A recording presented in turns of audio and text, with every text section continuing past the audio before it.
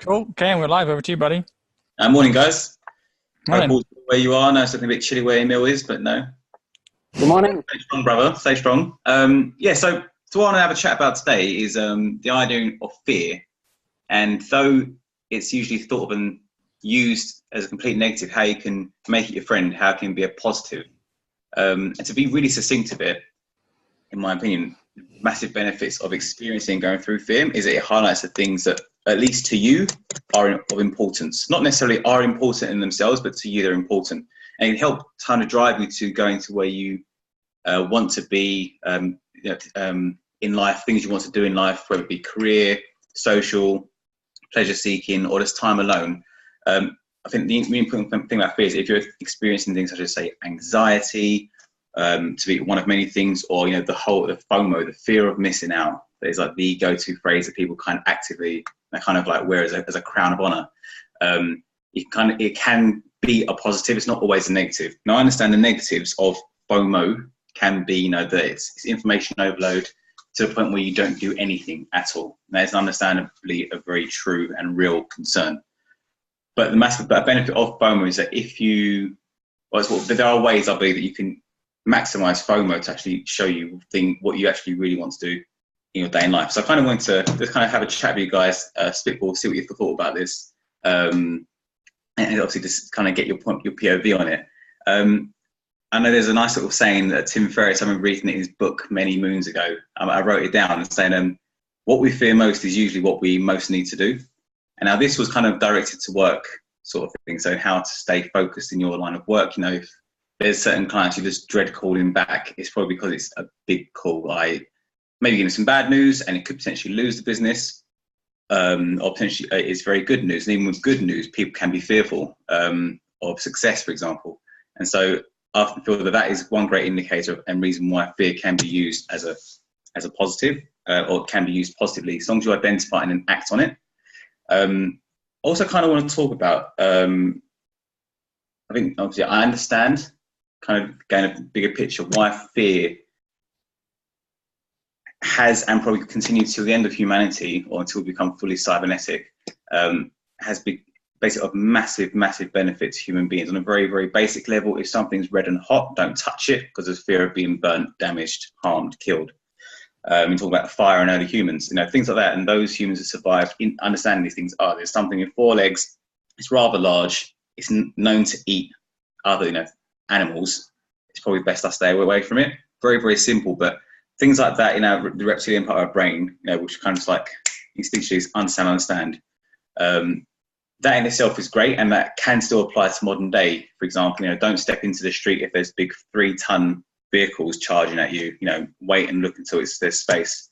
However, because of the way we have evolved and changed, or we've evolved our environment and our circumstances, I think this fear is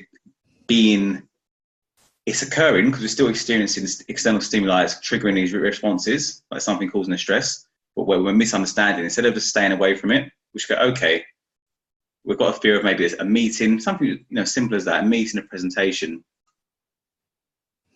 but let's put it into perspective. And I want to kind of talk about some ways that you guys have found personally in your own lives that you've managed to overcome it, because I'm sure there's probably rare cases out there, but I'm pretty confident in making a general sweeping assumption that every single person I've ever met, ourselves included, have experienced irrational fear. I want to kind of, maybe there's still some rational fears you still have now. But I'd like to kind of hear what you guys have done to get past this point, because it's something that we often come across with people, when they do or don't make decisions in life. Like for me, one of my biggest fears in life, not just because it's a cliche thing to say, is regret. This whole story, you're 80 years old, sitting on your porch, smoking a pipe, looking back, thinking, I wish I did this, I wish I did that. That is my biggest regret. And that's purely, so that makes me really, really more respectful of my time, how I use my time. I understand I possibly may still regret some things, but I'm definitely going to do as much as I can in the present to try and reduce that future pain. And the reason I know this personally to be an issue for those who are elderly is, my grandparents who've gone into homes and they've got, physically unable. And so they always have time to sit down and think and blink. and just think. And then, they'll start talking and rambling, and you start engaging, and you hear, like, it was my nan or grandfather, hearing what they were going on about and the things they wish they did. And then at the same time, they'll then they can't help but still bring up the excuse of why they didn't do it.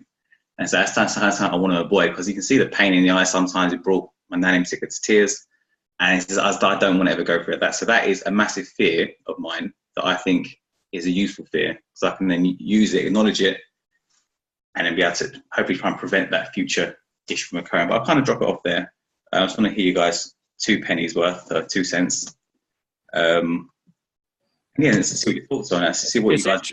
Sorry, I was saying it's interesting to look at it from that perspective. I actually never thought about it like thinking as an old person, because obviously we all age, and then when you reflect on your life, and you can reflect on your life even at 30, right, whatever age, but when you're reflecting on your life at that age where you maybe feel time has passed and you can't do some of those things, like I'm curious, what when you spoke with them, what were the sort of recurring themes? Like, was it just they didn't overcome their other fears at that time or something, and that stopped them doing things? Yes, so the general theme I was finding with especially our elder relatives or just older people I've spoken to, again, maybe who weren't at death's door, but like they were at a point where in society they're perceived to be beyond the point of no return. So like 70, apparently that's it. You can't do anything, you can't start a business. It was often things like starting businesses, spending more time with loved ones, saying what they thought about certain things, wishing they had more confidence. It was kind of the big general box that people assume to be lacking nowadays, like the ability to go and then to make a decision, act on it.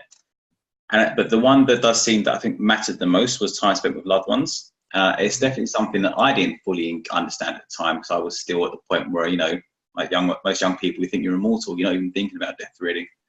But then now I've hit that point, nearing my 30s, I'm like, okay, I get it. I kind of get it now. My urge to jump out of a plane with a parachute has greatly reduced. Something I always wanted to do when I was a lot younger, but I'm aware that because I'm so aware of that of my mortality now, I need to now understand that jumping out of this plane, the scary bit's being on the plane. It's not necessarily being out there. It's all a bit before. And that's, once you hear anecdotally from anyone that's ever jumped out of a plane with a parachute on the back and survived, which is most of them, is that once you're actually there, it's probably one of the most amazing feeling you're probably going to have, and it helps you to get over so many other things. But yeah, I know Will Smith did he gave an interesting recollection of him and his 2 sons. I don't know if any of you guys ever seen that. He was on some chat show talking about he was with his 2 sons a few years back over in Dubai. The night before. Who is this? Will Smith. Yeah. And yeah, he was in Dubai with some buddies, and they said, "Oh yeah, let's go jump out of a plane in the morning." He's like, "Yeah, let's do it." Not thinking about it. Woke up the next morning, he's like, Not so sure about these guys. And then he's gone. He's then how his son decided to come along with him. He's like, "Oh damn." He's up in the air, and his younger son Jaden, who is kind of socially known to be, just a probably extremely free-minded individual. He barely, they were strapped up people, but he barely hesitated. He said, let's go. And just went. And he said, when he saw his first son just fall out of the plane, he thought, I should probably not let my second son jump. Because, that's the reptilian part of our brain. I call it reptilian, this is the primal part of our brain, not the negative, but, Well, you want to make sure at least one of your kids survive. Yeah, the instinctual thing that helped our species to basically, our particular ancestors to continue thriving and reproducing and surviving, increase numbers, increase the odds. And so that came to his mind. And he's like he had that instant fear. And then he, fortunately, because of the life that he'd had, this is what he said, whether it was for TV, I don't know, but he was saying, because of the life he'd had, he in that instant, he had a life flash before his eyes, thinking all the most beautiful things that have come out of his life have come from some moments which, even for him, brought the most anxiety, fear to his mind, to his heart, and to his whole body, where he couldn't move, sometimes paralyzed in bed. But once he'd actually done and performed the act, it then increased his, it wouldn't automatically make him fearless of everything else, but it just helps him over time, over the accumulation of all these experiences, forced himself through to be able to hit a new plateau, or hit a new level of understanding, and be able to look fear in the eye and go, okay, what is this telling me? And so even though he said, you're still going to have that feeling no matter what, because it's survival. It's a survival instinct. You need it. I completely agree. You need that. You know, not experiencing fear is just as dangerous as being paralyzed by fear. You need to understand your body's saying you get rid of something, your mind's saying you get rid of something.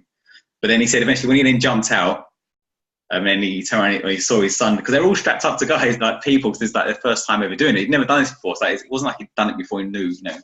But he said, you know, landing is like one of the best rushes all over here. So I know I'm going to jump out of a plane at some point. It's definitely going to happen, but the urge to do it was a lot higher back when I felt immortal. But as time's gone on, spoken to elder folks, as people who are older than me in general, I like to try and, was it the wise man learns from others, you know, mistakes, you know. I don't necessarily, not that they're going to be my mistakes and that I didn't perceive them as mistakes, but it's definitely, I'm very, internally it feels correct to me that I need to make sure I get to that point as much as possible, have as few regrets as possible. And I mean like big regrets, like, you know. So yeah, that's kind of my POV on it. So yeah, feel free to open up the floor, guys. Let's jump in and do our thing. I can add to that. Definitely, it's also been one of my worst fears, to be alive but not living, and end up somewhere in a bed, in a room somewhere, and exactly as you say, like feel like you haven't lived life, done all the things you wanted to do, said to the people you love that you love them, all these things.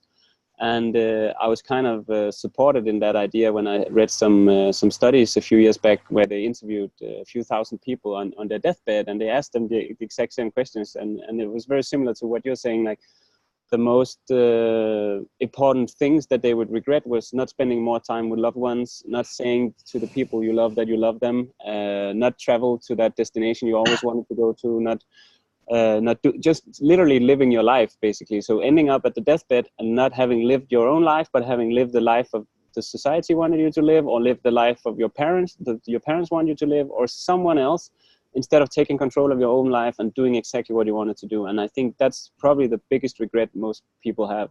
And it's also one of my biggest fears, but I think I'm kind of overcome it by just doing a lot of things that I really enjoy doing, and just doing it without having fear. And I feel like the fear is then diminishing. The more fearful stuff you do, the fear gets smaller and smaller, and you know that the next time you're standing in a fearful situation, it's just like the last time you did it, and you'll feel much better afterwards. I have a really good example of that.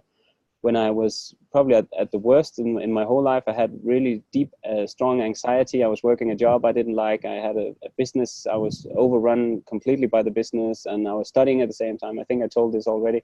And I was basically in bed with anxiety for 2 weeks, and I was so scared of quitting my job, and I was shaking. And as soon as I quit my job, I just felt so much better. It was like this huge burden was taking off my shoulders. And I believe it's kind of like my higher self or my soul or whatever it is guiding me to what I really want to do, was giving me the fear or something, showing me that this you have to overcome this to be the person you want to be, to live your own life, to live the stuff you want to do. And as soon as I quit that job and sold my apartment, started traveling, it's like my life started for real, and everything before that was just shit. So, and I think that's what most people, they stop at the point where the fear comes. They stop when they feel like I need to quit my job, and then the fear comes. What about pay? What about my relatives? What will people think?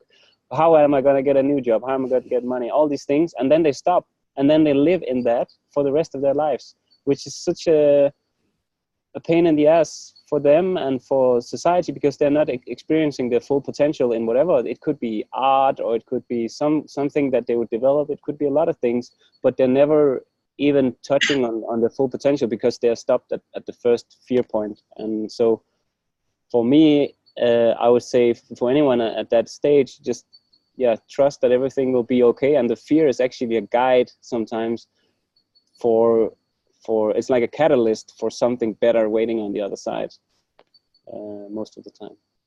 Moritz has something, I think. Yeah, I really like that way of thinking about it. Like for me personally, that has been true. And I think there's actually really strong research about how your life changes when you turn towards fear rather than away from it. That actually it's not just sort of you make other decisions or your life changes, but actually it activates different circuitry, different sort of programs, if you will, in your mind. And there is such a thing as sort of leadership or alpha kind of circuitry that that unlocks, in a sense, when you go into challenging or sort of courage requiring situations, and that make you feel like you are somebody that other people can rely on, and that that takes matters into their own hands rather than relying on other people to make things work. And so there is sort of, like, people can start out as sort of feeling like they are betas, if you will, in sort of the crude alpha beta sort of system or model, but actually people can change both the way that they see themselves as well as other people seeing them as well. So that happens when you go towards fear and you have experiences of overcoming fear. It's not that you actually eliminate fear, just as Lynn said, but you just add courage. That's actually a point that that Jordan Peterson also makes about parenting, that you don't want to tell your kid that they shouldn't be fearful or they shouldn't have fear, but that you should encourage them, give them courage to overcome the fear, which is an indicator of danger, which should be working, and you should have that available to yourself, but it should not be necessarily a thing that determines the decision you're going to take when you get that fear. And I think there's another point that's related to that that's really important, which is that I don't think that there is such a thing as irrational fear. Like, to me, that's just a misunderstanding and sort of a misconcept, in the sense that fear, even if it appears to be irrational, usually has some reason behind it that's just not conscious, and that you haven't been aware of why you have that fear or why it is so strong within you. And so because you're unable to make that conscious and articulate it, has so much power over you. So what happens when you then actually engage in this sort of journaling or self-authoring or even therapeutic process of articulating your fears, breaking them down to smaller pieces, exploring them, tracing them back to their origins, you start to realize, oh, this is actually a very rational fear. It's just not one that I understood where it came from or how it is operating. And so this is like very basic sort of therapeutic or therapy type knowledge, that if you articulate your fear, if you break it down to smaller pieces, it becomes manageable. And there is sort of, I sometimes actually like to think of this now, even analogous to crypto stuff, which sounds weird, but like there is this idea of a hash in crypto, which is basically a digital fingerprint of a file or some kind of entry that you make. And to me, feelings, or especially feelings that are consistent, that emerge repeatedly, that sort of intrude upon you without your will being behind that, are sort of like hashes, or like sort of unresolved, unprocessed transactions, or unprocessed actions and emotions that you haven't yet fully understood. And once you understand them, they actually subside and they retreat into the background.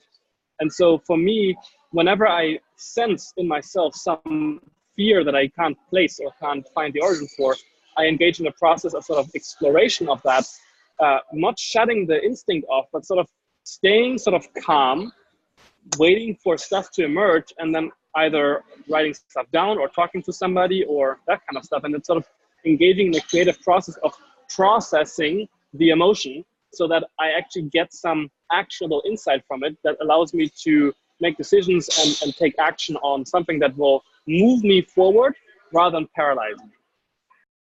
Yeah, I like that that sort of process of kind of like you said, almost journaling or just sitting there and feeling it. And what I've used a lot of times is kind of walking myself through, worst case scenarios, because, if you have a fear about something, let's say the worst possible thing happens, and then what, and then what? And I just continue that process, and then what, in my head, until I've walked myself through whatever future imagined, disaster is there. And actually, well, it's not that bad. Like when I quit my job, I was like, I had a lot of fear around it, and I didn't know I was going to make income. I didn't have a lot of savings. It's a pretty expensive country, Singapore. And I was just like, all right, well, if I quit my job, and then what? And then the business doesn't work out, and then what? I just get another job. Like, I have a really good CV, resume. I even got a sabbatical, so I can go back to the same company if I want to. And so a lot of those times, these fears is totally irrational. And because it's so much of our conditioning as to what becomes a pattern and a habit. And then to break that habit, if it is cutting into some kind of basic security or safety need, then your brain will just go crazy. Like, it's totally irrational in that sense. But when you break it down, you understand why. Yeah, go on. I just want to add one more thing here, which is that, two more things. So one, I've been mentioning this a lot of times now in the shows, but I still watching the Awakening from the Meaning Crisis series with John Vervaeke.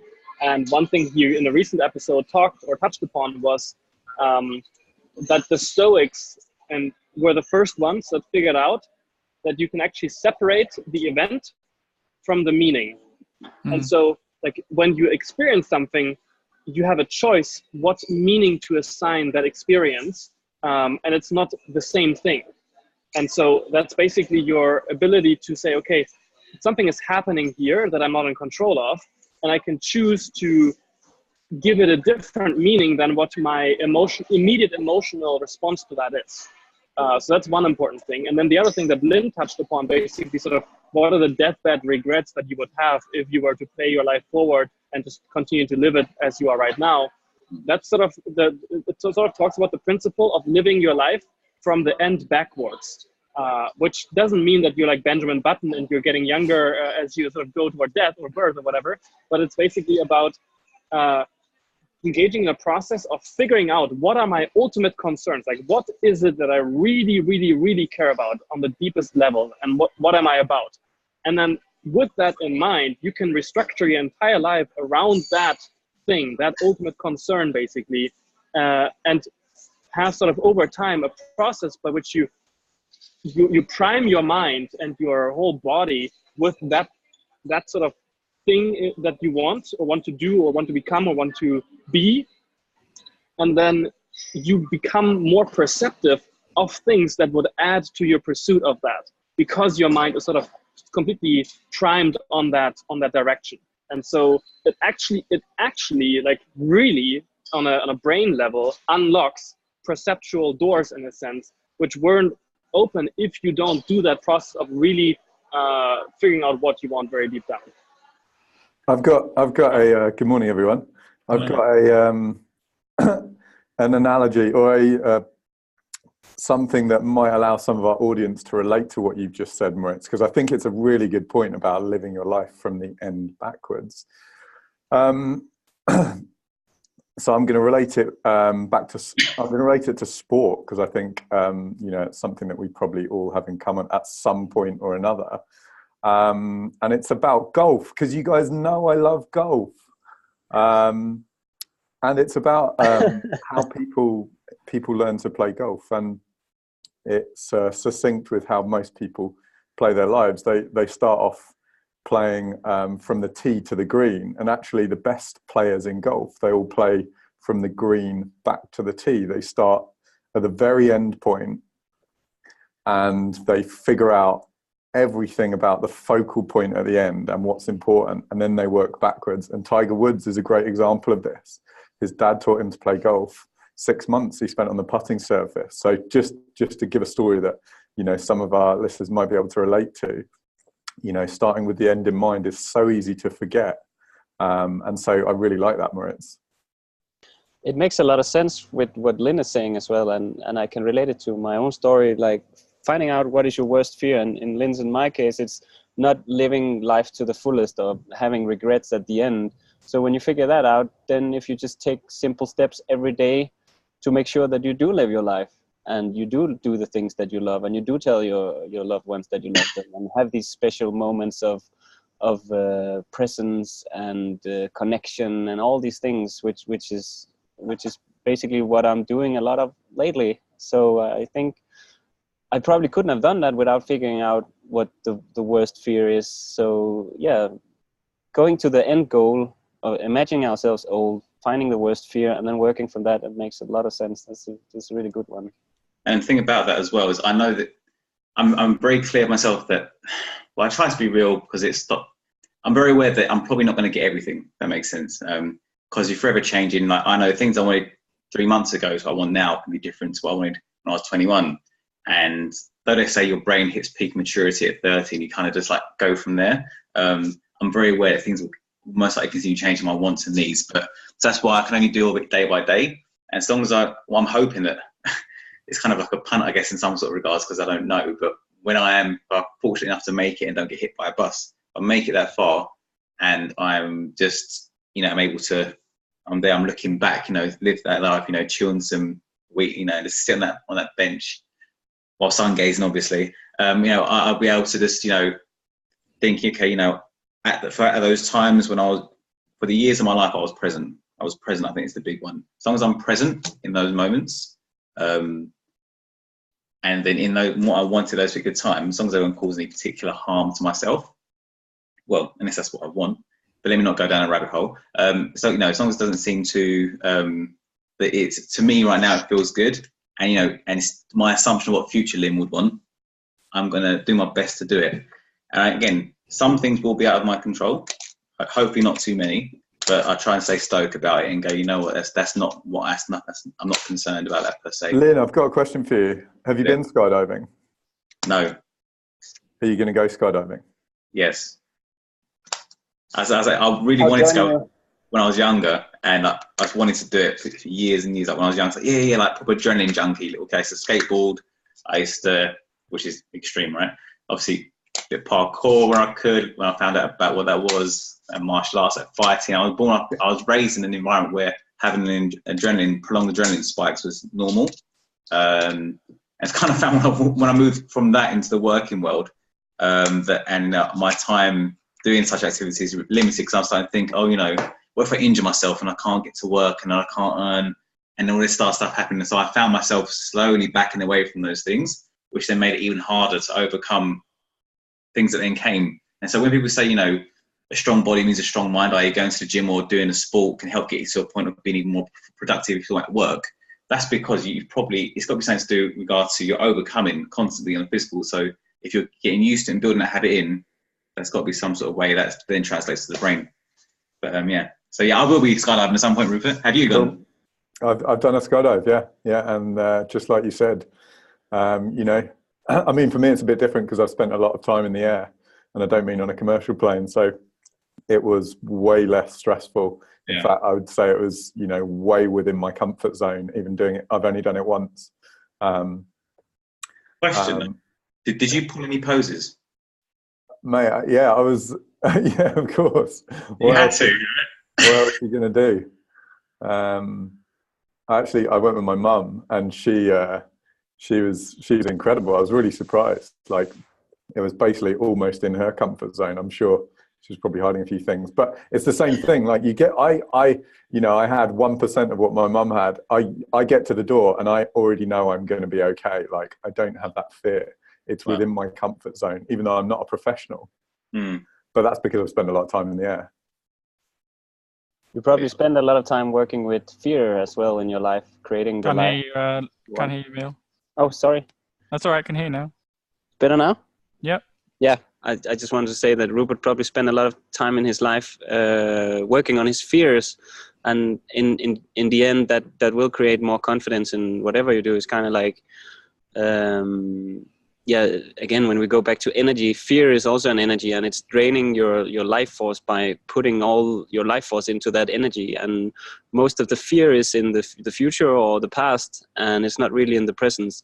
And when the energy goes there, you have less energy to run your life the way you want. And the more you are able to redirect energy back from the fear into your presence and into your being, the stronger you'll be at anything you do. And I guess if you have worked a lot with that, then that lack of fear, or that connection to knowing that everything will be all right, will always be with you after working with that. So that's another good point to make when you work against the fear somehow, or integrate the fear, or however you want to call it. Yeah, and there is actually really good research also on that. Listening into the sort of sense of meaning whenever you perceive it, like this felt bodily sense of meaning, is a way to sort of orient yourself and navigate your life even in the face of fear, and it allows you to sort of turn towards even something that makes you fearful, but that makes you come alive anyways, because you realize that it is something you need to do, or that is something that you will need to do at some point in order to move forward into life. And I think where fear becomes unhealthy, and where worry becomes unhealthy, is like worry. You just talked about like how worry basically takes away from your life, or your life force in a sense. And there's sort of this phenomenon of worry is basically your mind going into danger perception mode and scanning the environment for, is there any threat in the environment? And the really bad thing about office jobs and sort of general normal modern day jobs is that you're constantly in this fear response mode, and you're scanning the environment for threats, but there are no real like life-threatening threats in the immediate sense. But there are life-threatening in the sense that, oh, if I lose my job, I don't have an income, I can't afford the flat, all that stuff that is a burden on you. And because most people live paycheck to paycheck, they actually don't have much breathing room to have sort of ups and downs that they can ride and like a wave rather than like a brick wall that they run into. And so when you're constantly in that stress response, that's the constant fear and threat perception response or mode while you're like going through your daily life on small things, your capacity to perceive real threats becomes stunted, and your baseline becomes sort of so low that it's the constantness that is the problem. It's not the spikes. It's not the differences of like high and low, but it's the problem where it is constant and you don't have respite or relaxation from it. It's like everything in life, it's supposed to be cyclical, right? And if it's constant light or constant dark, your body will break down. And if you have constant growth and you're eating all the time, you're not fasting, your body will get cancer, all this kind of stuff. So it's definitely respecting that cycle, and where fear can be healthy is obviously to save you from danger. And then where it's unhealthy is where you're basically compensating for maybe a lack of danger or environment that's got novelty, and you just kind of in creating and inventing the threats that you can perceive. But I think a lot of that, again, is because our physiology in an unnatural environment is more prone to sort of stress. Whereas if you're outside in the sun all the time, a lot of those fears that might come and pop in your head and then they'll go away 30 seconds later. But if you're in a natural environment and your physiology is already under sort of stress, then I think you're in your default state is kind of fearful because your body's not at ease. And then it's much easier to get stuck in these loops of fear. So yeah, I've seen a huge difference in how much of my time and energy gets sucked into fearful thinking like now, and it's virtually nothing compared to when I was trapped indoors, pretty much all day long. So I think that's probably a big part of it, separating what's real and what's not.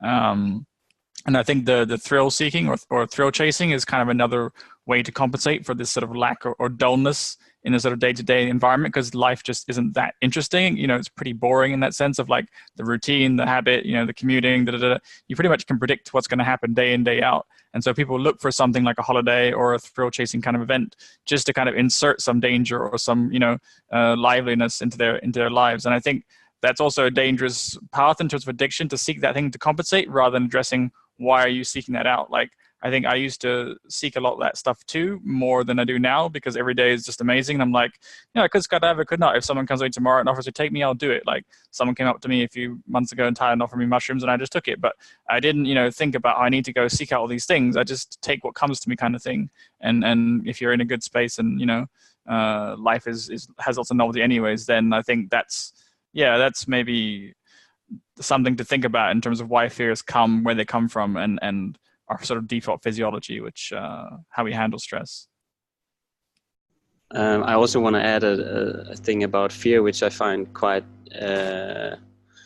not dangerous in that sense, because it's not really dangerous, but when you have a lot of fear and you spend a lot of energy in fear mode and trying to avoid your expectations coming through. It could be something like, you fear that, like Lynn said, you fear that you'll break a leg and you won't be able to make money anymore, or something like that. When you spend so much energy on that, and we know from what we talked about, and probably personal experience as well, that we do create most of our personal experience in life, and we do attract the things that we put our energy into. So if all our energy goes into a fear about something, we might even end up creating that scenario. And I've seen it in large scale and small scale in my own life, attracting some of the fears that I'm putting my energy into. And 100%. And that's not super cool to live that life, because before you're really aware that you are the creator of your life, and then putting all your energy into fear, and without knowing, you'll literally be living your worst nightmare instead of living your best dream. So taking some of the energy out of the fear and putting it back into your dream reality is definitely super important for living optimally. And I think it's also important to note that yeah, probably most of us here know that, but if we fill our lives with Netflix filled with zombie movies and listening to the radio where they shout at us and say like, oh, drugs and war and violence and fucking and all these things, that's what our subconscious is filled with. So when the mind becomes really still, some of all of this stuff will surface from the subconscious, and some of all that stuff is so weird because we're taking it in through so many years of watching TVs and movies and all the things, and the consciousness inside of us doesn't know the difference through experience ourselves or through watching on a movie screen. It just gets stuffed in our subconscious, and all of those fears just come out when the mind gets really still through meditation or through ceremonies or through yoga, some of all this stuff, and it's actually stuck inside the body. So the cells in the body will remember some of all these things. And if you've watched a lot of violent movies and listened to very crazy, like I did when I was young, like heavy metal music where they scream and shout and stuff, some of that gets into your system, into the body as well, and you can then unlock it by doing movement and all this stuff and by going into some of those fears. But it's definitely worth to mention that what we fill our consciousness with creates also part of our fears and our reality. So going into nature where there's really no threats anymore in this life, then some of all that stuff will come out and release itself. So it's very interesting. I think some people are probably wondering like how to actually start facing their fears, because what we've been talking about so far is just, oh, it's good to do that, but how do you do that? And so one way of doing that I think is helpful to think about it in this way is sort of the barbell strategy that Nassim Taleb talks about in his book Anti-Fragile, which was sort of a very insightful way of thinking about general life strategy for me, which is basically that you don't want to have your eggs in one basket, basically, with anything. Like you don't want to be like only in crypto or only have one career option or something like that. I mean, some people can pull it off, and like, don't get me wrong, if you want to, go ahead. And there is some other energy in sort of being like completely committing to one thing and not doing anything else. That's also possible. But for most people who don't have like top performers in whatever category, it's probably the best idea to have like 80 or 90% of whatever you're doing, be it energy, money, like relationships, whatever, in like the safe bets, like the small stuff, the safe stuff, the stuff that probably won't fall away when things go wrong. And then to have 10 or 20% or however what your risk profile is that you're comfortable with in like super risky stuff, like the stuff that's likely to not work out, but if it works out, really goes through the roof in a sense, like really is your like moonshot in a sense. And so if we apply this strategy to fear, then you want to basically have, let's say your fear is like becoming an entrepreneur, becoming somebody who is self-sufficient and is not reliant on a company for income, or like wants to expand his income stream to more than just one employer. And so you want to be able to do that, not from a position of fear and like completely figuring out everything as you go along and like scrambling for everything, but rather from a position of some security. So this is actually the way that lots of philosophers, lots of really inventive, creative geniuses have gotten their stuff, like did their life management in a sense. For example, Voltaire, I think, was a tax collector, or I think Copernicus was actually a lens maker. And like people who have a regular job that gives them a regular income that allows them to put their free time, this is the time where they don't have to work, into the things that they care about, the things that they are interested in, that then allows them to build up a relationship to the craft of whatever it is that they want to do, or the path that they want to pursue, and then build up capacity in that gradually, slowly, until they know themselves well enough and their skills and their ability to perform in various ways, that they can then go into that completely if they want to and if they feel comfortable with it. But so that's sort of the way that I would frame it for people to start thinking about where are the times where I'm not using my time for something that gets me closer to what I want, and where I'm just wasting it, as Emil was saying, with like Netflix, fucking promiscuity, whatever, like the things where you're doing stuff because it's convenient, not because you've chosen to do it from a sort of deeper level.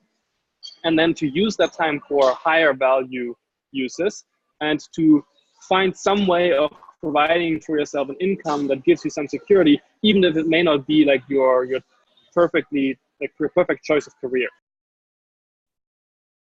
Yeah, I like that. I think pacing yourself through as well, like I said, what if, what then? Because a lot of that time, those fears that kind of really become obvious. Oh, it's not a huge deal. I'm not gonna be homeless or something. You know, I've still got family I can move in with if my business fails or whatever it is. You know, like if you have a support network, I think that's quite helpful for some big sort of risks or challenges. But also that, you know, confidence in one domain tends to parlay into another. So if you work on your body and your physical strength and your physique is strong and you have a lot of sort of what I call reserves in your biological bank account, you'll find it much easier to tackle other problems in life, and they'll come into perspective.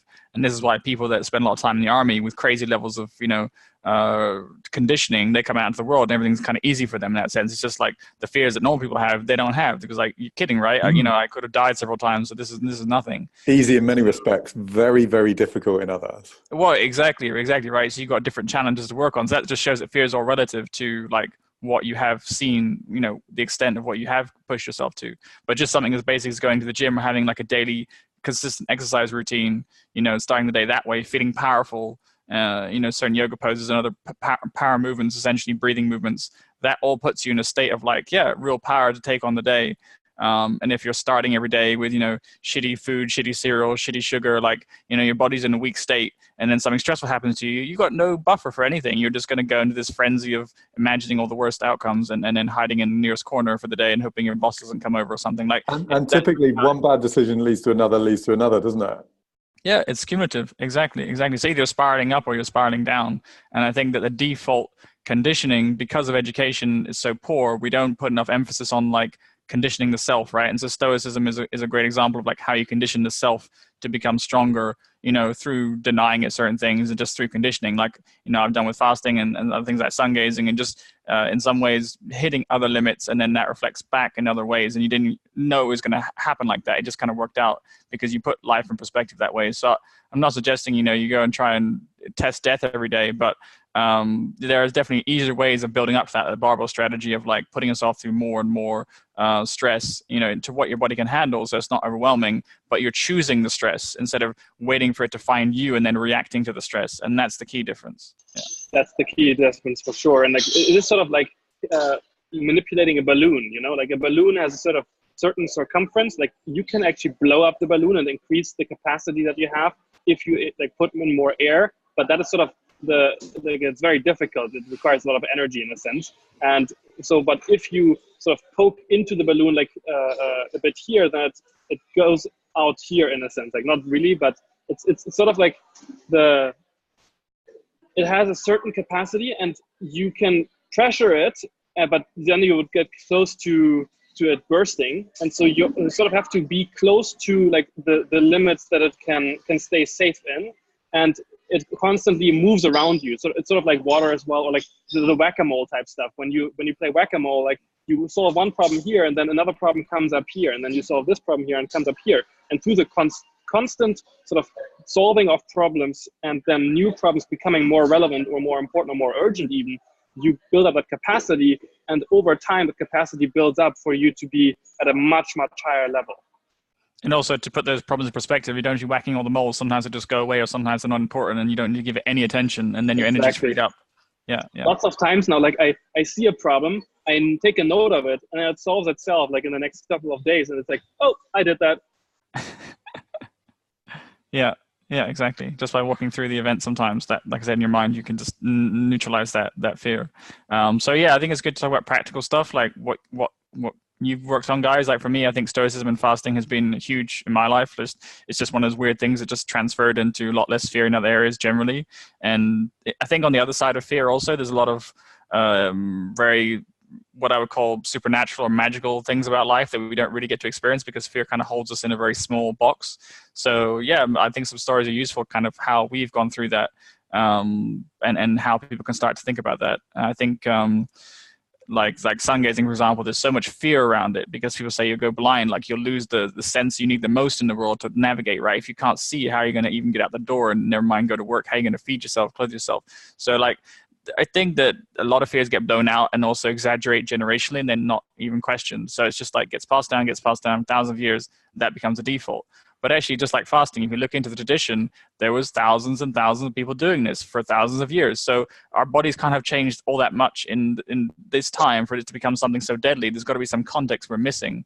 And if you look at why they did it and the benefits of it and what they got out of it, it was worth pursuing and getting over that fear to do it. Whatever they got out of it, it was worth it. And same with fasting. So if you just look and you're not actually the first person to ever try this, then the chances are it's not as risky or as dangerous as you imagine. It's just that somewhere along the way we've lost some context or some understanding of this fear, of this risk, and we don't know how to sort of price that risk. So it's funny because risk is risk priced all over the world, right? Like financial risks, every kind of risk, and that comes back to fear and how we think of it. And I think because a lot of fears are just mispriced, that's another sort of thing you can look at is have other people done this before? What happened? Why did they do it? What did they get out of it? Like reading other inspirational stories. I used to read a lot of biographies of successful people like Arnold Schwarzenegger and other people. Like I don't respect him in a lot of ways, but he has done some really incredible things, what he pushed through and where he came from in his situation. Like there are incredible human stories you can read, and that's, I think, was super beneficial for me earlier in my life when I didn't have a lot of my own experiences to draw on. And once you have your own confidences, then they kind of, like I said, parlay and cumulatively build. But you can draw on other people's stories with, just your imagination. And that was another really powerful one for me. I just read biographies for a long time. People like Arnie and stuff. But it's similar to how it works with record breakings and stuff. Like there could be a record in a 1 mile or something, and as soon as the record breaks once, all the other people will break it as well. So they'll believe that it's possible as soon as they see it's possible. But one thing I've used a lot. Crazy. One thing I used a lot that I think you left out, or probably on purpose, so I could say that. But the cold exposure is such relevant in this with fear, because everyone has fear around the cold. It's wired into our being more or less. Like when the cold comes, it's like, oh, we squeeze together, we get smaller, and we feel like, wow, now we are in danger. Now you're trying to conserve energy. Yeah. Exactly. And when you are able to relax in that environment, you feel like, and I've been playing a lot with this recently while being more sensitive and being more in nature. I've been doing my yoga also this morning. Now I have a lot more clothes on, but when the sun was out, I was doing my yoga in my trunks and as soon as there was be a wind, I would feel like, oh, I'm squeezing together, but then I could relax my mind around it, and then the heat would come. So it's always this ebb and flow of fear and relaxation. And I think I know in Vipassana they call it either aversion or cravings, and it's similar with fear. So if you crave heat, then you're taking yourself away from the present moment, or if you have aversion towards the heat, you're also taking yourself away from the present moment.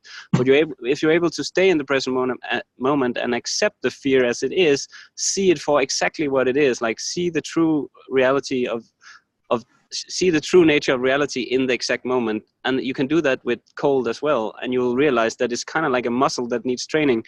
It's like a way to relax into something uncomfortable, and a morning cold shower just really breaks you open to that first thing in the morning, or even better with wild open water or a lake or a river or a waterfall or whatever, if you have access to any of that. But it's probably the closest way people can, like I said earlier, come close to testing death, right? That kind of going into some really extreme physiological stress every day is available on tap, literally.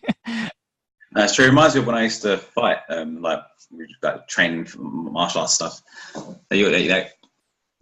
One thing they do is it's called by different names. Like basically, you shout, whether it's as you're punching, for different reasons, psych yourself up.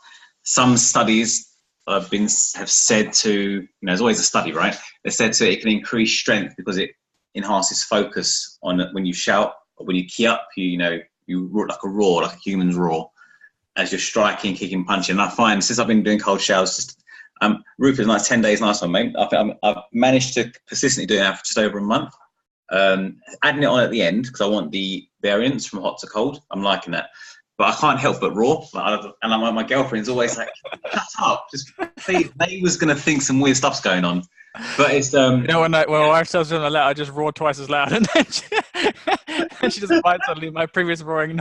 That's right, but I can't help. I sound controlled. I mean, and I smile when it happens because it's a nice feeling. But it's like a way to force yourself through. It's like what Emil was saying.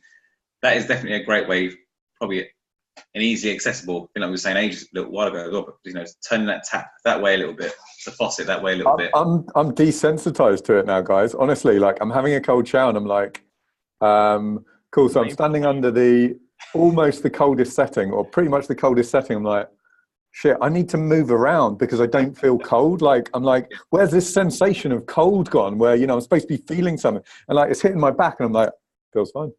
It's weird. So I'm like, I'm moving around to make sure I maximize that feeling of super cold. So it's a bizarre one.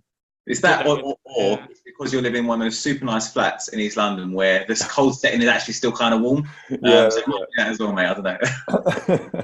I've got a ghetto bathroom. It comes from the mains. It's like, yeah. Sounds like you're ready for the next level with the ice bath, to add some ice into a tub or go outside and try the real That's water. what I was just going to suggest to Rupert. Yeah, I used to get the ice, like 30 kilos of ice from the supermarket in Bali, put it in the bathtub, and then when that was fine, I put the jacuzzi on, and then it's circulating around all the time, so that your body doesn't develop a layer, because your body will kind of develop this layer around you to keep you warm, and that will really keep you on your toes. Your body adapts so quickly. Like when that cold water is hitting my back, I'm like, this could be hot. I'm not even sure. Is it hot? No, it's cold. Right, yeah. Nice. Maybe it is. Maybe it is. Yeah, maybe it is. But I can see why it's definitely a great calorie burner, because, you know, its forces, obviously the blood, you know, it's going to, a lot more blood's going to circulate through the areas to provide heat for the areas afflicted. So I can this just that in itself is going to burn a couple calories, I guess, if you want. Depends how long you do it for. But no, that's not something you're chasing. But yeah. No, it's super helpful from like a cortisol melatonin spike, just like why working out first thing in the morning really helps, and that kind of naturalizes your hormones for the day, and that also will affect your sort of default physiology, like I said about the fear or the stress state. But if you do something really stressful, there's a shock to your body, essentially like cold shower first thing in the morning, that's when your cortisol is supposed to spike. Same thing as working out. You'll help your body kind of get that initial jump boost, and then it will obviously dip right through the day.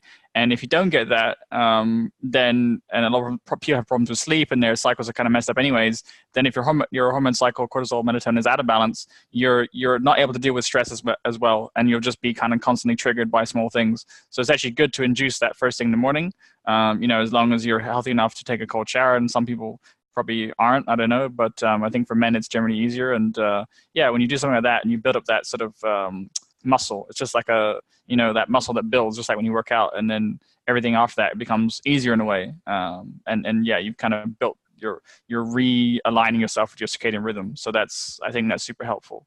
There's a number of benefits there. I do it every day still. So yeah, it's powerful. Love it.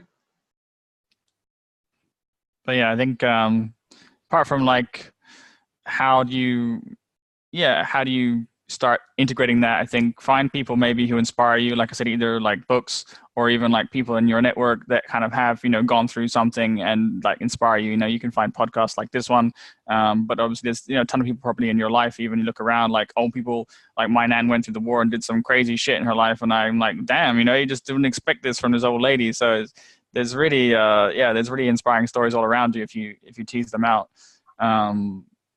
Yeah, I don't know. Go on. I know I've got a reminder. It recurs every 3 days on my phone.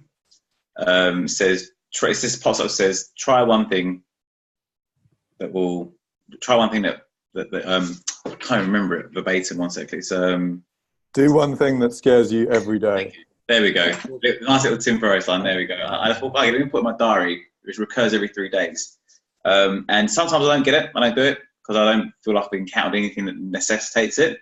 But it's handy sometimes, even if it's just like saying no to something. You know, it's just like to the other half. You know, just saying no, so I was like, no, I'm not doing it. And it's, you know, those little things that bring a little spike of fear of it. Yeah, I've got a suggestion as well. Like, I think what Emil said about running, or, you know, going towards your fear. Like, I actually think the first stage of identifying your fears is by actually sharing with someone important what those fears are, like sharing with your partner what your life fears are. Because I think there's a lot to be learned from that. Like, Emil, your fear of not living a full life is definitely one of mine. You know, living a substandard life, wasting time, wasting consciousness, which is finite and limited in this body of mine or in this mind of mine. That is a massive fear of mine. And I think the moment that you share that with someone important, you know, that then starts to allow you to open up about that topic rather than keeping it inside and to society. You know, you definitely can't talk about that. Talking about your fears is taboo as anything. you could say what you loved, what you did at the weekend, which you loved, but you could never say, I've been really thinking about this, and I'm really unsure or scared about this. So I think one thing that I would advocate to everyone is talking to your partner or a very good friend or a family member about what your fears are. Because the moment you put it out into the universe as well, it starts to do something different, as we all know, rather than just keeping it internally. So even these conversations now, which we all learn something about each other, have reminded me that I'm not the only one with the fear. You know, as soon as you said that, Emil, the fear of living a substandard life, because otherwise, what's the point? It's just a wasted life, right? So I think sharing those fears is incredibly important. I think the idea of avoiding living a life that's substandard is you're actually in the long term trying to avoid pain, because you see the pain that some people go through that genuinely and sincerely deep down felt that they've missed out or they regret not having done something so much, but the pain it brings them, where it brings them tears, just internal turmoil, which then can negatively affect their interactions with others around them who they love as well. And it's kind of, you can look at it that way if there's a non-selfish reason, if you want. I'm all about selfishness. It's a disservice to your loved ones if that's who you care about. To not do those things, it will lead to regret, because it'll only come out negatively. Unless, some people, I'm sure they can handle it. But if it's meant that much to you, you're going to be doing a disservice to those who you love and yourself down the line, because it's just going to bring pain, whether to yourself or you inflict it on others, which will then come back into yourself. I don't think it'll be done. But yeah, I mean, I don't know if I know there's a bit I missed out on, but did you guys, obviously stand kind of talking about it now, did you kind of talk about what your current daily fears are in the moment at all? I don't know if you guys got any current daily fears. I know we've got overarching ones, but do you have any daily ones that are kind of recurring at the moment? Yeah, no, I can't think of any off the top of my head, major recurring ones. I think I used to have those all the time when I was in a job, when I was background level not happy, and I was I get a new job, and then 6 months later, same situation. I'd be like, okay, try to get a new job. So I tried to solve the problem that way, and it just wasn't working. And I'd still be like, this doesn't feel nice. I don't feel like I'm being valued. I don't feel like this is a good environment, and I get bored of it. So boredom, I think, is probably my main one. If I'm not intellectually, or there's not enough information, or some novelty isn't there, and I get bored, that's probably one of my sort of background. Sure. It's not fear, but it's a signal to me. Oh, you need to change something up. We used to travel all the time to kind of experience novelty that way. But now I just find it in all kinds of ways, just in nature and just playing my body and doing magic and all kinds of stuff. So I don't really have that issue of boredom anymore. But yeah, I think that's kind of useful feedback maybe for me, that okay, what's missing if you got boredom there. And I think I hear that from a lot of people, even my younger brother, and generally people just say I'm bored. And I don't know if that's because they don't want to push through fears, or they're not aware the fears are stopping them. But I really feel those two things are kind of connected with the modern younger generation, the millennials, especially this thing of boredom, because they've been maybe bombarded with so much stimulus, and then without that, or when that's removed, that normal life, maybe when they go into a job or whatever, especially, and it's more mundane and they can't get used to that, that contrast is just boredom. And so I think dying through boredom is probably one of my fears, if you like, having experienced it briefly, but I rarely get it now, just because I'm pretty in control and able to find lots of ways to enjoy myself. I don't ever get bored, but I hear all the time from people like my brother, and I'm bored. I'm like, shit, I must really suck. I feel bad for you. So yeah, this is a small one. Oh, nice. About yourself, Emil, anything recurring? Obviously, being a parent is obviously, I'm sure there's a lot of innate fears you can't escape in that. I've definitely had some fears around not being able to give her the maximum potential in her upbringing. But most of the time, it's been shown a lot to me that it's more about giving space so she can experience life as it is, instead of putting rules and telling her, you can do that, you can't do this, you can do that. All these things is so limiting to her consciousness and to her experience of the reality as it is. Because if I'm just there to hold the space, then she'll experience all the goodness that she needs to experience. But I've been having, it's been a process, having the firstborn child and having to go through all of this. And it's definitely something I can recommend for everyone, having children, going through that, because it's a personal process as well. Being able to give space and let go. And it's like that muscle again with the fear, the muscle of being there, but without limiting her experience of nature, reality as it is. It's kind of like, it's difficult. And there's also so much programming involved with that from parents and society, how it's supposed to be. And for example, something like a knife. Oh, children under 3 years are not allowed to play with a knife. But you can actually decide that yourself if you want to. And as long as you're there present, you see what's going on, then it's kind of like, instead of limiting her experience, and then she has a much bigger chance of learning something out of it. Of course, it can be dangerous, but if you're there, if you're present, then it's not dangerous. Most of the time, parents are not present, and then it's probably not a good idea to give your 1-year-old a knife. But there's so many things where it's, what's more dangerous, a knife or an iPad, right? Yeah, I definitely think the iPad is way more dangerous. But yeah, it's been interesting, especially with fire. We have played a lot with, or not played with, but we've made some fires recently, and we barbecued a lot. And whenever she gets close to the grill, it's like, oh, this fear response comes up. Oh, she has to get away from the grill. But actually, she also has to learn how to play with it and sense, oh, there's something here that's going on, there's heat. If I'll just stop her 1 meter away from the grill and say, you can't go there, she's never going to experience what it is. She's never going to get the relationship to the heat and the fire and all these things. So there is many small things where I'm fearing that I'm not doing the optimal thing, but it's kind of like a muscle as well. And the most important thing I found is to listen to myself, to my intuition, and forget all the shit that I've learned. It's kind of like unlearning everything, and then going with the being present and intuition and feeling, sensing, is this the right thing? Is this not the right thing? And coordinating that with my better half, who's also there, and we're both here full time. So it's there's some small fears around that, but it's been very interesting and very learning experience. Yeah, I think maybe fear of having children is probably a big one for our generation, of like feeling like you have the ability to provide for them.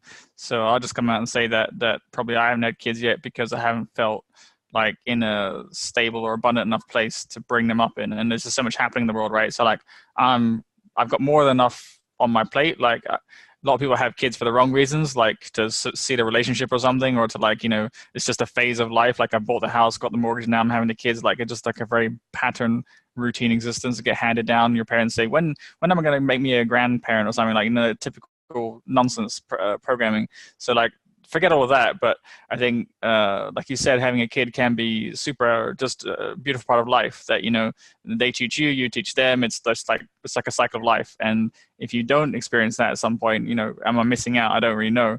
But I feel having had like a big family, a lot of brothers and sisters, in a way I was a bit of a dad to them, being the oldest boy in the family, like a big family. So had some moments of like raising kids and experiencing the beauty of that. And I could see how beautiful it is. So I think that's definitely something I want to experience when I feel like ready for it in a way. And I think the fear of maybe not being ready or not being enough, and having not worked on my own issues and then passing those down. Like you see your parents just do that all the time, right? If you haven't worked on your issues, you just give whatever shit your parents gave you and pass it on down. So it's like, I wanted to be in a space where I feel, fairly mature and conscious of what I was doing, and just have the abundance, not ever think, can I give her that or him that? Like, can I provide that experience? And actually, I grew up with very, very little and just a lot of love. So I think that was by far the most important factor. And we probably overthink a lot of these things. But I think, a lot of the time they're setting parents on all the things they're doing wrong and what they should do better. And,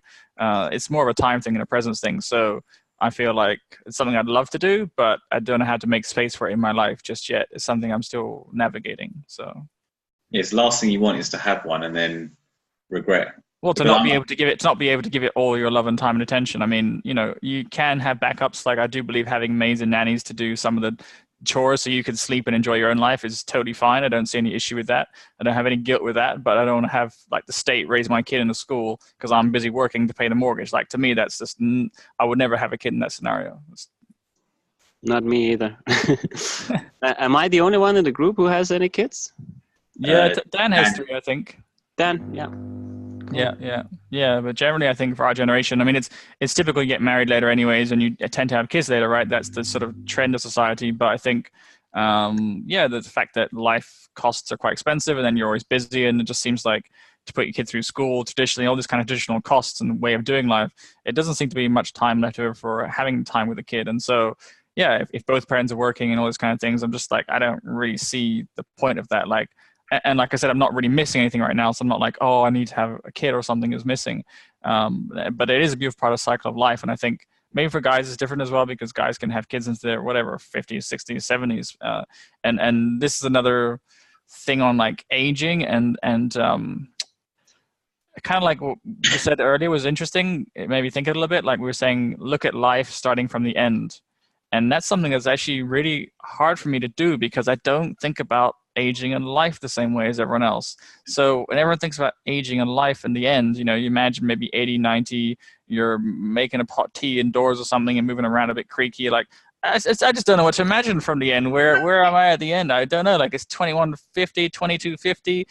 Fucking, you know, aliens are taking over. I really don't know, like, where I'm going to be at the end. It just seems like I'm going to live a really long time because I'm doing some things right. And so I'm probably live way longer than most people.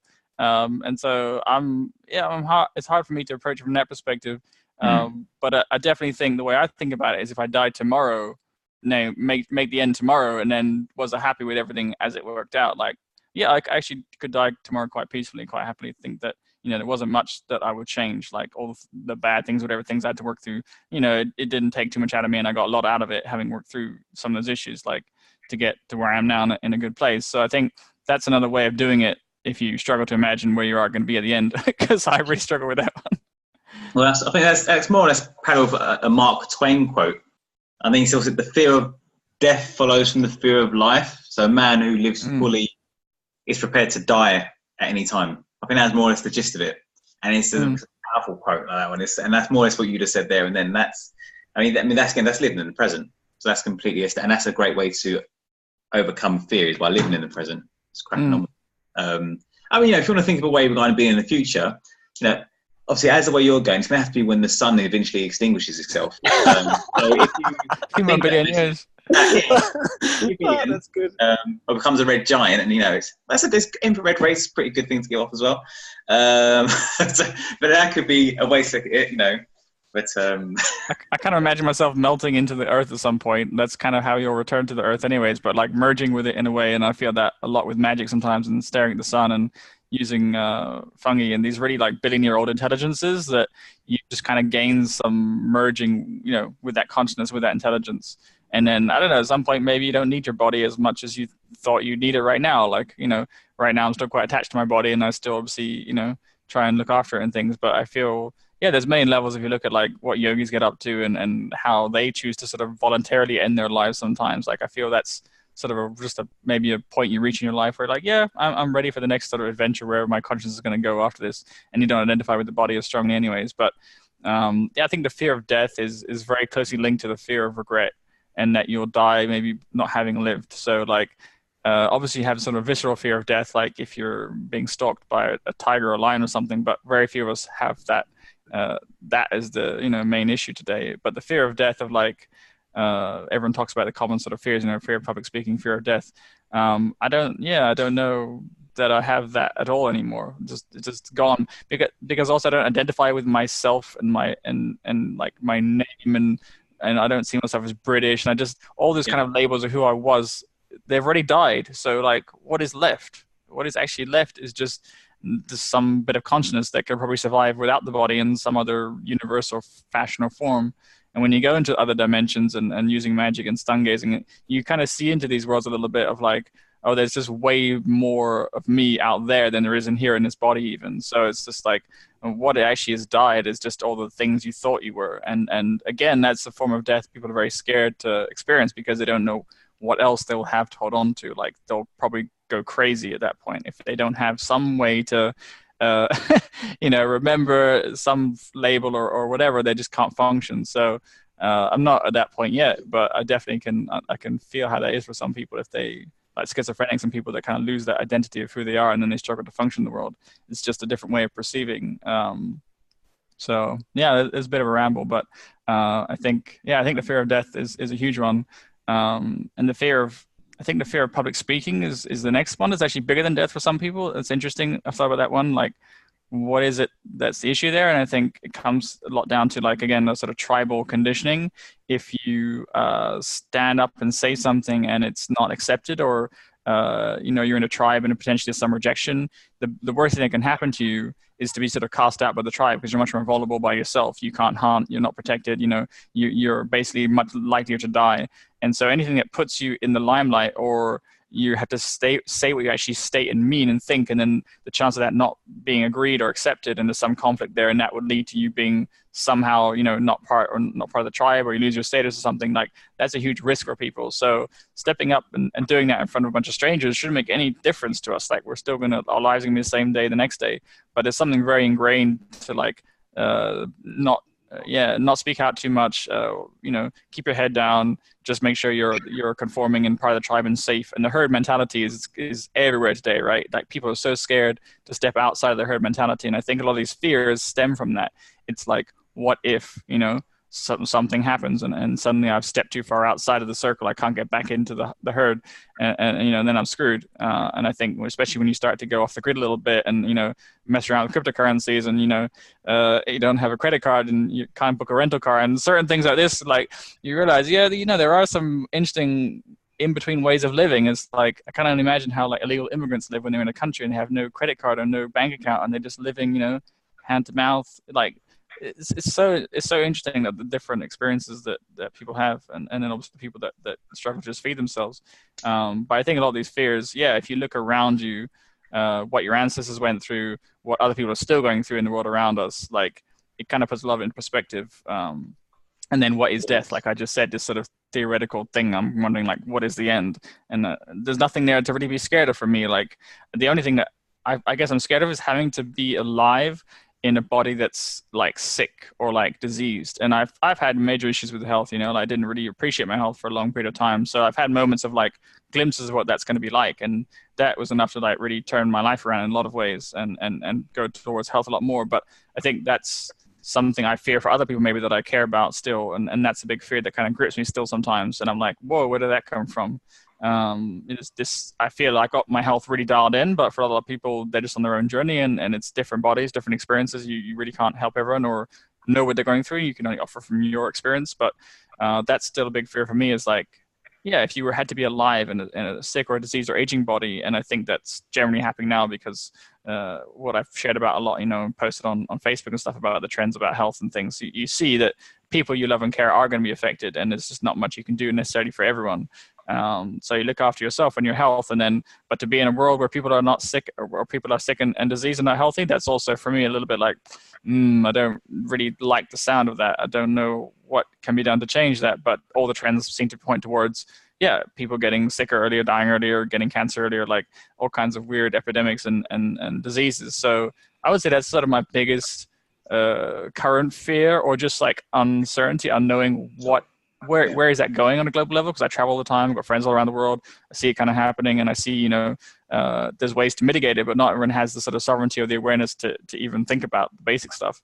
So, I just share kind of a lot of things that I've worked out and things people can integrate and implement. But the overall trend is very powerful. And so there's probably going to be like a big divergence in terms of, death and sickness takes over a lot of people's lives. And some people figure it out and have that wake up call like maybe I did.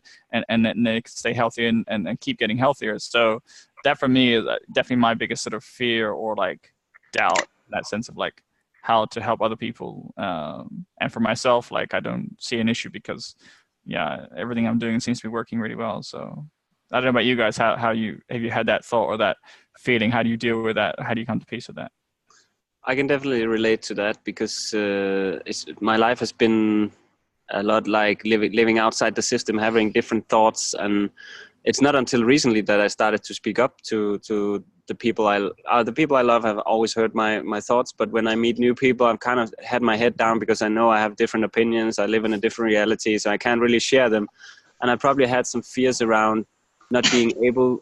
I've explained it to my mom a few times. It's like I can look through the hole in the door and I can see the beautiful reality on the other side, but I'm not able to pull it in and share it with people because they're not going to believe me. So it's kind of like I've seen the light and I know the truth. I know all these things, but I can't share it. So it's like living in a different reality and everyone else is asleep and I can't I can't wake them up. I'm trying to wake them up. I'm trying to give them small bits of life and blow life into them, but they don't trust me. They don't want to listen because they have, as you say, they have their own path. They have these things. So that's also a fear for me, like seeing everyone else around me wither while I have all the answers, but no one's going to listen because they're so indoctrinated. And it happens a lot around me, where I see all these things going on, and people, they don't know what they're doing. They're struggling with work, and they're suffering, and they're like, oh, I need money for this, and I need to have 3 jobs, and but you could also just quit the whole thing and rely on the universe. But no one really wants to do that because they don't have the trust in it. And that also comes back to the fear part again. I've experienced it a lot recently. The more I let go of fear, the more I feel like the universe is carrying me through life, through the highest potential. And it's like, even a few months ago, I was not sick, but I was depressed. I was in the wintertime. I was in Sweden. I was sitting indoors, and I was figuring out how am I going to make money? Do I take a regular job, or what am I going to do? All these fearful things that most people go through. But now I'm in this totally different place. I don't even think about work or money. I don't think about anything. It just comes. And I literally believe that's how it is. When you can let go completely of control and fear and all these things, you'll be carried through on a purple or a pink cloud through the universe if you want to. But it takes a lot of trust and ability to let go to be able to be in that place. And it comes and goes, but I felt a lot recently, like the more I can let go and trust and work on my intuition, when the flow is there, it feels like we have everything we need. We're always supported. We're always safe. And I guess that's what religious people call faith in God or whatever. And a lot of people have a lot of use of this in Christianity. I know, especially in the US, I think they have this so strong faith, and they pray and they do all these things, and it helps them a lot. I think that's probably, without being very Christian or without being very connected to the God in a regular sense, I definitely feel like having some faith or trust in the universe or God or the sun or the heat or whatever it is definitely helps with releasing fear, and then everything just seems perfect from that spot without having to do anything, more or less. It's very interesting. And and the things that will come, and the things I need will come. As long as I step out of the way. It's kind of like higher living without having the mind involved too much. And it's been very interesting lately. I think when you have all those fears that are coming to you from young, and you're conditioned with them, and your parents are, and society is driving that into you all the time, it's like like you said, you end up manifesting a lot of that into your life, and then it just kind of reinforces to you, yes, that fear was real because look, it happened. And so this is going all the time at a number of levels. And then when the energy is not going into the fear, there's much less chance those things do manifest. And like, I project a lot of faith or prayer, if you like, into the sun. Like when I'm sun gazing, I'll put into a lot of intention of like things I would like to have a good outcome in, or just some answers from life, or some guidance or direction for me, for my family, whatever. And I really feel like that is the ultimate sort of faith or prayer, and because it's just magnified and amplified by all the intention energy that's going into that into the sun. And that gets a little bit esoteric and stuff, like I'll probably talk about that on another show, but I really feel there are sort of powerful ways to amplify your intention, but also that connection with the sun helps you drop fear, because your cortisol completely melts away physiologically. You're completely at ease. You're not in a stressful state where those fears can kind of grip hold of you. And when your body is weak and your mental state is weak, your emotional state is weak, I believe there's all kind of energetic influences that can kind of feed on that and hold you there. And so that's kind of the world that we live in. I think is designed in some way around that. It's just amplifying fear, with the news, like we're just reinforcing the world as a dangerous place, like exactly. all the media, all the movies and stuff. So I can now like observe that stuff without getting sucked into it, because I had such a powerful dose of like nature, and it just, I know where to go and get it if I ever need it. So just knowing that that's there for me, it's such a powerful force of support in my life. I don't really rely on family in the same way, or other people, like other, I think it's good to, like Rupert was saying, talk to people, share your fears. I mean, maybe I just do that with the sun, but I feel like it gives me such a powerful dose of strength and belief and faith, whatever you want to call it, that those fears just kind of melt away. And then when they do come up, they don't grip me for as long. And I'm able to just, again, every day I have a routine, takes me outside, takes me into nature, connects me with source, and then everything comes into perspective. So those things aren't just feeding there and festering in the background for whatever days and weeks, and then, becoming a chronic part of your state or your disease. So I think that's a good way to think about fear, maybe. I don't know, Lynn, we're coming up on time as well, if you have anything else you want to share on the topic. That's pretty tidy. I mean, I was kind of wanting to just have a chat with you guys about it because it's one of those things where, I mean, before the internet came to this thing where you could kind of find people that were similar, like you read things or see stories about people for similar things. You kind of, I'm sure everyone goes through this, not just, oh, aren't I so special? It's not that. It's, you go through people think, is it me? Am I just being weird? I see Emil just ending some life there. And no, but is it just me? Because you have these thoughts. I've always kind of, you think that, well, why would I be scared of that? But like I said, it's because I've had, unfortunately, things that aren't too great happening in my life. It's enabled that I've been fortunate enough to come out of one other side, and enables me to have that as a reference point for other things that could be a fear. So, or even like say less negative things like having to fight adults, like when you're doing your tests to get different belt grades in martial arts. It's me, and because I was the master's son, I always had to do a lot better and fight a lot harder. So I knew they weren't going to destroy me, but I've got 4 big guys with their hands and feet, and in the point of that, not to diverge too much stuff. The whole point of that exercise is not necessarily to beat them all up, but to survive and keep moving. And then when you come at the end of that, it's like, okay, I'm still here. Yeah. And that's the most important thing. That's the most important message, I think, from martial arts traditionally, was that it's about survival. It's not about destroying everything. Winning or losing. Yeah. It's about survival. Yeah. It's like an extension of our primal functions and instincts. And so I found that helps a lot. And when other things happen as well, it enables me to get to a point where saying I don't care is probably could be taken incorrectly. It's just, it's not a concern of mine, and that helps to fortunately keep fear at bay a lot. Because you mean your physical safety? You mean? Yeah, physical safety, and also things that people seem to worry about. I don't understand, and no, not I don't understand. I understand why they do. Why it's real for them? Yeah. No, I understand the words. I guess it's about. I don't have the feeling for myself. It's. I mean, for some people, like for example, this may be a bit extreme. Not getting enough likes on their posts on Instagram or Facebook or something. I just don't get it. Just something that's seen as menial as that, and most people can probably relate and think, yeah, that's really dumb. But there will be different degrees of that in everyone's life and things that they really, really care about. And so it's kind of cool talking to you guys about it today, just to see your experiences and thoughts were with that, and just have a chat about it. So again, the conversation you don't often have with many people because you don't have time to do it, so it's not the right setting for it. Whereas this conversation is geared purely to going down the rabbit hole. So it's a lot of fun. I need one more point then, and that what you just raised there was interesting. I think maybe a good way to differentiate between fears that are real or worth paying attention to or thinking about versus ones that are sort of transitory.